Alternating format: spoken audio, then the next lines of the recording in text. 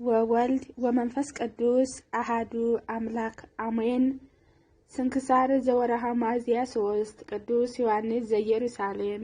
አንድ አምላክ በሚሆን በአብ በወልድ በመንፈስ ቅዱስ ሚያዝያ 3 በዚች ቀን ኢየሩሳሌም ኤጲስቆጶስ የከበረ አባት አባ ዮሐንስ አረፈ። የዚህም ቅዱስ ወላጆቹ የኦሪት ምሁራን የሆኑ አዋቂዎች ነበሩ። የኦሪትን ሕግ ትምህርቶችንም እያስተማሩት አሳደጉት። ክርስቲያኖችን በጸና ልቦና የሚከራከራቸውና የሚጠላቸው ነበር። መጽሐፍትን አዘውትሮ ከመመርመሩ የተነሳ የክብር ባለቤት ጌታችን ኢየሱስ ክርስቶስ ወደ ዓለም እንደመጣና ሰውም እንደሆነ በሞቱም ዓለምን እንዳዳነ አመነ። እርሱም የባህሪ አምላክ እንደሆነ አምኖ በኢየሩሳሌም ኤጲስቆጶስ በአባ ዮስጦስ እጅ ተጠመቀ። ዲቁናም ሾመው። ከዚያም በኢየሩሳሌም ሀገር ኤጲስቆጶሳትነት ለመሾም እስኪገባው ድረስ በበጎ ስራና በእውቀት አደገ። ኤልያስ የሚባለው እንድርያኖስም በነገሰ ጊዜ ከኢየሩሳሌም ሀገር የፈረሰውን ሕንጻ ሁሉ እንዲያንጹና በስሙ ኤልያስ ተብሎ እንዲጠራ አዘዘ። ከዚያም በአይሁድ ምኩራብ ደጃፍ ላይ ታላቅ ግንብ ሰሩ። ከከበረ ድንጋይም ሰሌዳ ሰርቶ በላዩም ስሙን ኤልያስን ጽፎ በመግቢያው አኖረው። በዘመኑም ኢየሩሳሌም አሕዛብንና አይሁድን ተመላች፣ ሰለጠኑባትም። ክርስቲያኖችም ሊጸልዩ ወደ ጎለጎልታ ሲመጡ ባዩአቸው ጊዜ አሕዛብ ይከለክሏቸው ነበር። በዚያ ዝሁራ በሚባል ኮከብ ስም መስጊድ ሰርተው ነበርና፣ ስለዚህም ክርስቲያኖች በዚያ እንዳያልፉ ይከለክሏቸው ነበር።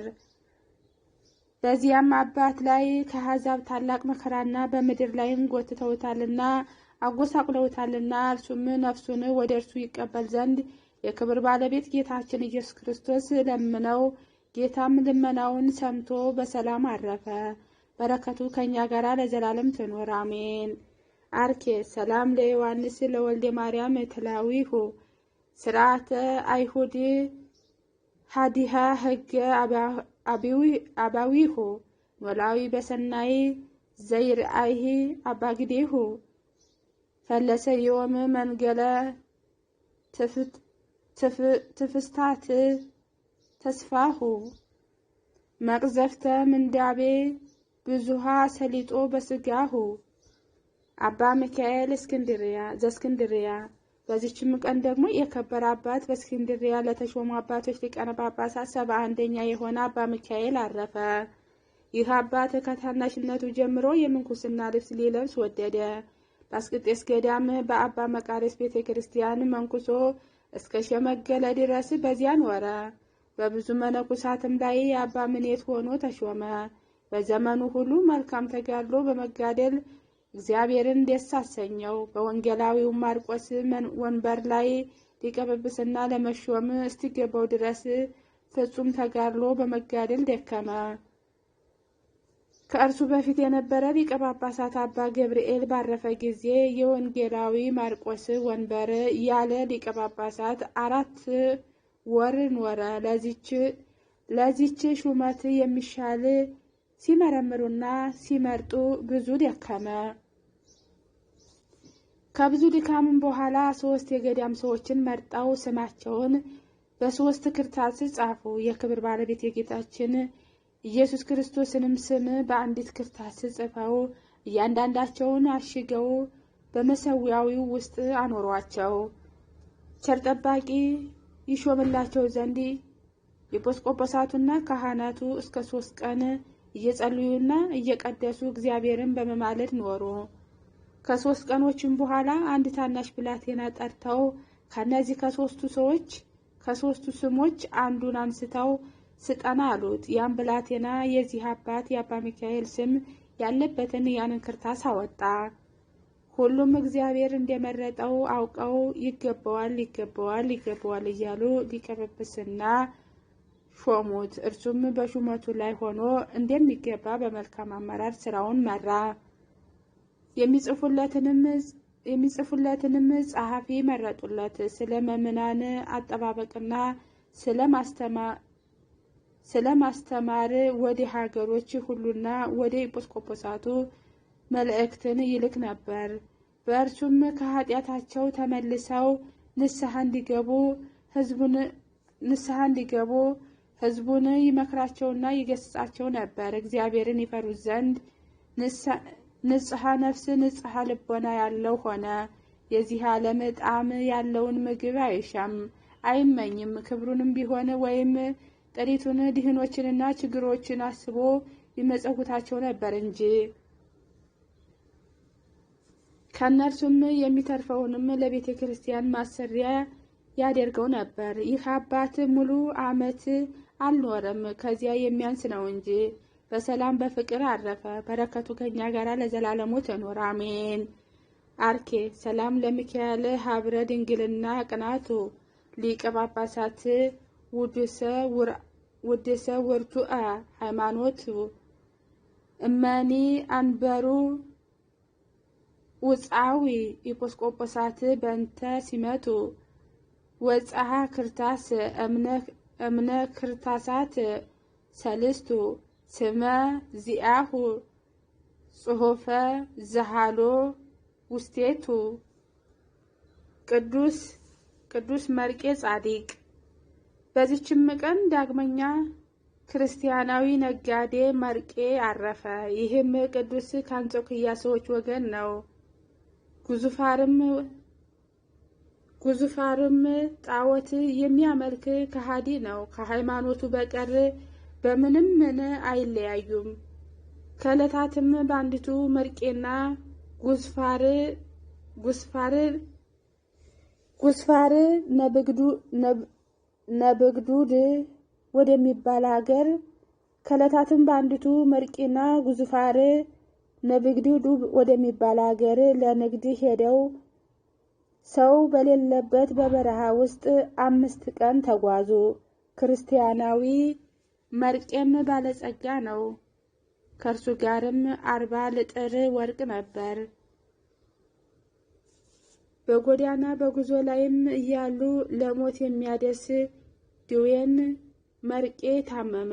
ከዚያም ራሱን አጽናንቶ እንዲህ ብሎ ጻፈ።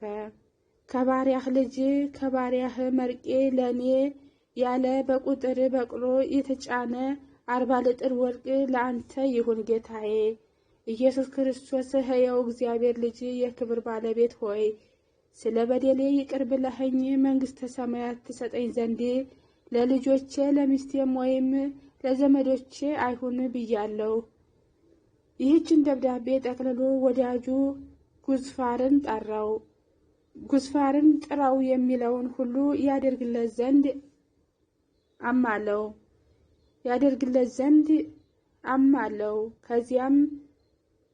ከዚያም በሚሞትበት ጊዜ አትንካኝ፣ ግን ይህን 40 ልጥር ወርቅ እንደተጫነ ከበቅሎ ጋር ወስደህ የክብር ባለቤት ለሆነ ለሕያው እግዚአብሔር ልጅ ለጌታዬ ኢየሱስ ክርስቶስ በእጁ ስጠው። ለልጆቼ እንዳትሰጥ፣ ከእርሱ በቀር ለማንም ቢሆን አትስጥ አለው። ጉዝፋርም እንዲሁ ብሎ መለሰለት። አንተ ራስህ ሞቶ ተነስቶ ወደ ሰማይ ወጣ የምትል አይደለምን? እኔ ወደ ሰማይ ወጥቼ ልሰጠው እችላለሁን? መርቄም እንግዲህ አለው፣ ወደ ቤተ ክርስቲያን ሂድ፣ እራሱ ወደ አንተ ይመጣል እንጂ በእጅ ስጠው። ከዚያም በኋላ በእጅ ሰጠው። ከዚያም በኋላ መርቄ ለመሞት ሲቃረብ ራቅ ብሎ በመቀመጥ ጉዝፋር መሞቱን ይጠብቅ ነበር።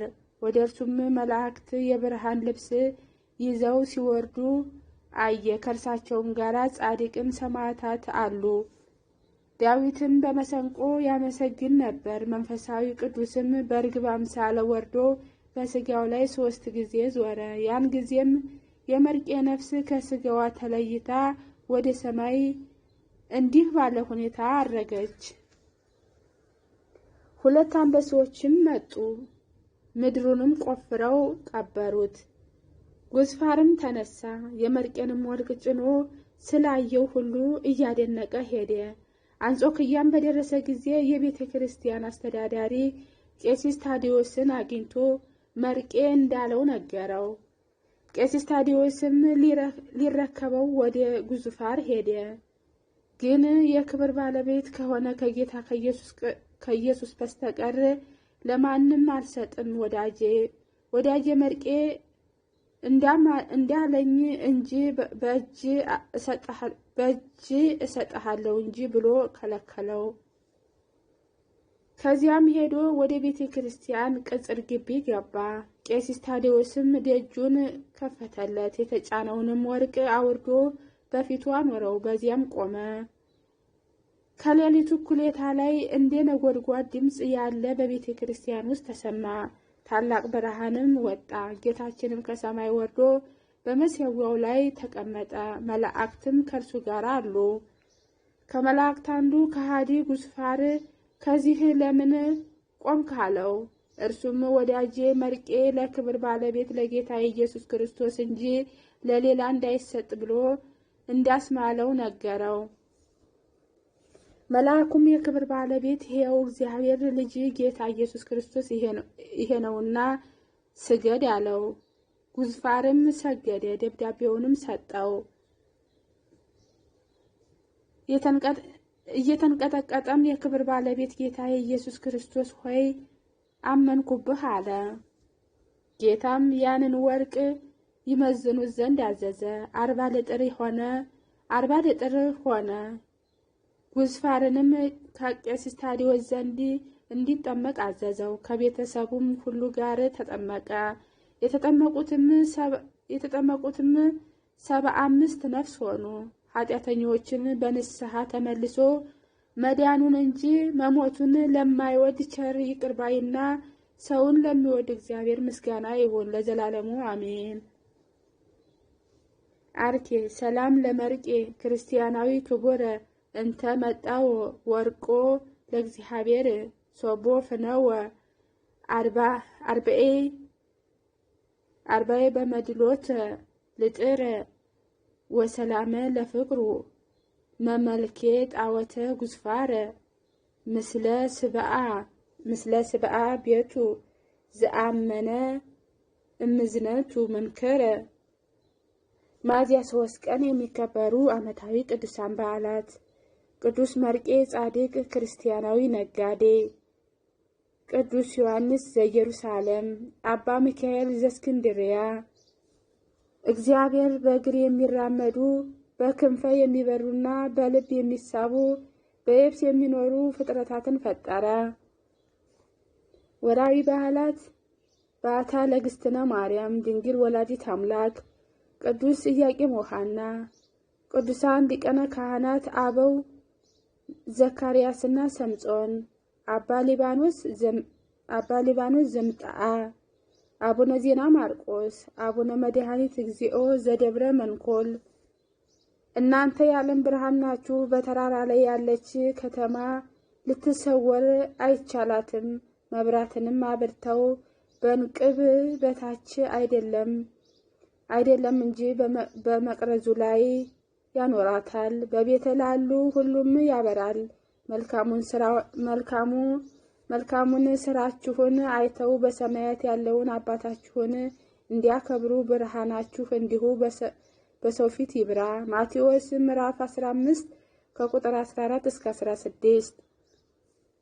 ዘአቀረብኩ መሐሌት ያዘክር አለአፍ ምዕለ ተጸመድኩ ዘለፈ ለለአነበበ ተወከፈ ዘዴትየ መጽሐፈ እንተር እስከ እግዚኦ ጸሪቀ መብለ ተወከፈ ምዕለ ብኡ ብሉዓነ ዘተረፈ ነቢያተ ቅዱሳን ሐዋርያት ሰባኪያን ሰማዕት ወጻድቃን ወመላእክት ትጉሃን ደናግል አዲ ወመነኩሳት ሄራን ባርኮ ጉባኤ ዛቲ መካነ እስከ አረጋዊ ሊህቅ ወንሱ ሕፃን ለዛ ጽፎ በክርታስ ወለዛ ጽፎ እንዘይድረስ ለዛ አንብቦ ወለዘ ተርጉሞ በልሳነ ሐዲስ ወለ እስሞ ቃሉ በእዝነ መንፈስ በጸሎትሙ ማርያም ሀሪቅተ ኩሉ እምባስ ህቡረ ይማርና ኢየሱስ ክርስቶስ።